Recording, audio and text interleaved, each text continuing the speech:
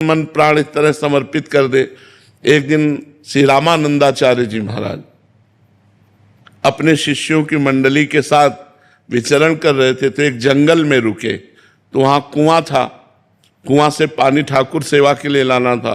तो जब पानी लाया गया तो उसमें गंध थी पत्तों की। एक डाल ऐसे जा रही थी कुआं के ऊपर, उसमें पत्ते गिर रहे थे, पत्तों के कारण वो पानी में सड़न थी। तो उनका अगर ये डाल काट दी जाए तो पानी स्वच्छ और पीने योग्य हो जाएगा।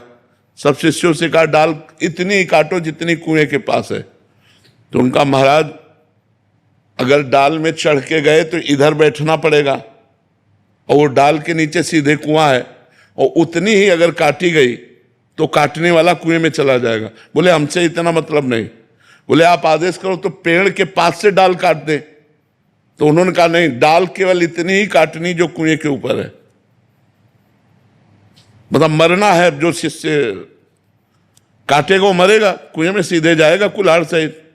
एक खड़े हुए, प्रणाम किया, गए, चढ़ करके आए और जिधर डाल थी उधर पकड़ करके काटा इधर से, क्योंकि इधर से ही काटते बनेगा। तो जे ही काटा सो मैं कुल्हाड़ सहित कुएं में चले गए। सब शिष्यों ने कहा गुरुजी तो मर जाएगा। बोले हमारा काम था कुएं से डाल हटानी, अब वो कट गई है, तुम डाल निकालो, लेकिन थोड़ी देर रुक जाओ। बोले गुरुजी थोड़ी देर रुक जाएंगे तो मर जाएगा।